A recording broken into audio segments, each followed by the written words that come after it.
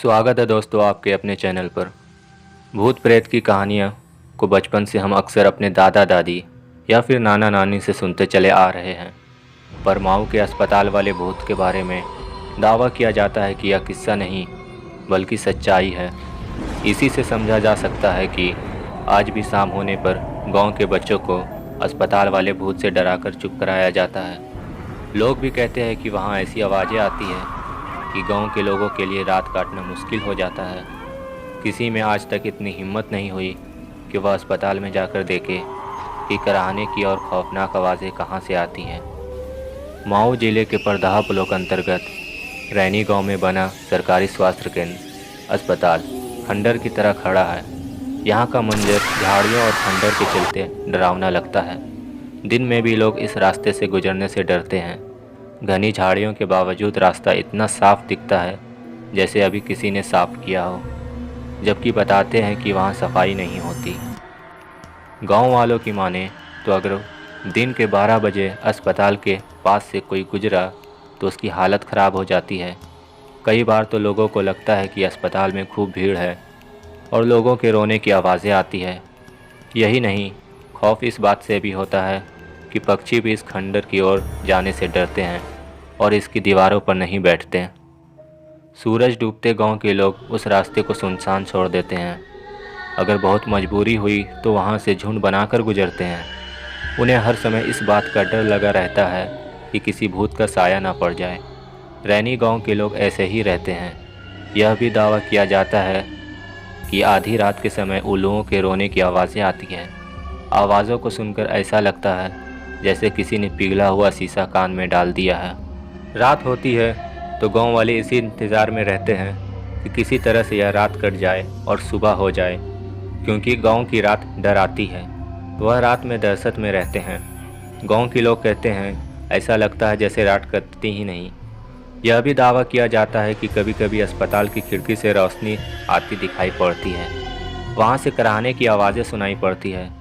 गांव के लोगों की माने तो ये आवाज़ें लंबे समय से आती है, पर किसी में इतनी हिम्मत नहीं कि वो वहां जाकर देखे, इसकी पड़ताल करे। गांव के लोगों का कहना है जिस रात अस्पताल से रोने की आवाज़ें आती है उसके दूसरे दिन गांव में जैसे मरघट का सन्नाटा छाया रहता है। हर किसी को इस बात का डर लगा रहता है कि कहीं कोई घटना ना हो जाए। गाँव के रहने वाले 75 साल के केदार बताते हैं कि अस्पताल ग्रामीणों को इलाज की सुविधा के लिए बनाया गया था, पर क्या पता था कि इस अस्पताल में जिंदा का नहीं मुर्दों का इलाज होगा। केदार बताते हैं कि बात पुश्तों की है। जब गांव में रहने वाले दो पट्टीदारों के बीच आपसी लड़ाई हुई तो एक की मौत इलाज के अभाव में हो गई, पर इसके कुछ दिनों बाद गांव में उन्हें इसी स्थान पर बैठे देखे जाने की बातें कही जाने लगी। कहा जाता है कि वह किसी से कुछ बोलते नहीं, पर बचाव बचाव की आवाज़ें ज़रूर आती है। किसी की हिम्मत नहीं होती कि वहाँ जाए। इस घटना के कुछ दिन बाद उनका पड़ोसी भी गांव छोड़कर गया और उस परिवार का आज तक पता नहीं चला कि कहाँ गए। उसके बाद से जिनकी मौत हुई वह कभी यहाँ या फिर गांव के आसपास नहीं दिखाई पड़े। पर 1982 में जब यह चिकित्सा उपकेंद्र बनकर तैयार हुआ तो कुछ दिन बाद ही टूटने फूटने की आवाज़ें आने लगी।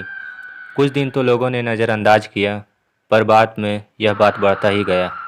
यहाँ तक बताया जाता है कि जब अस्पताल के डॉक्टर चले जाते तो रात में अस्पताल का दरवाज़ा अपने आप खुल जाता।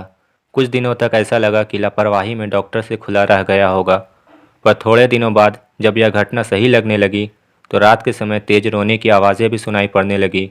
अस्पताल के डॉक्टर भी परेशान हो गए। इसके बाद से जब से अस्पताल बना है बंद ही चल रहा है। अस्पताल दिखने में नया जैसा लगता है, पर अंदर सारे मेडिकल उपकरण बेकार पड़े हैं। गाँव के लोगों का दावा है कि इन सामानों से भूतों का इलाज होता है। यहाँ तक बताया जाता है कि जब अस्पताल के डॉक्टर चले जाते हैं तो रात में अस्पताल का दरवाज़ा अपने आप खुल जाता है। कुछ दिनों तक ऐसा लगा कि लापरवाही में डॉक्टर से खुला रह गया होगा, पर थोड़े दिनों बाद जब यह घटना सही लगने लगी तो रात के समय तेज रोने की आवाज़ें भी सुनाई पड़ने लगी। अस्पताल के डॉक्टर भी परेशान हो गए। इसके बाद से जब से अस्पताल बना है बंद ही चल रहा है। अस्पताल दिखने में नया जैसा लगता है, पर अंदर सारे मेडिकल उपकरण बेकार पड़े हैं। गांव के लोगों का दावा है कि इन सामानों से भूतों का इलाज होता है।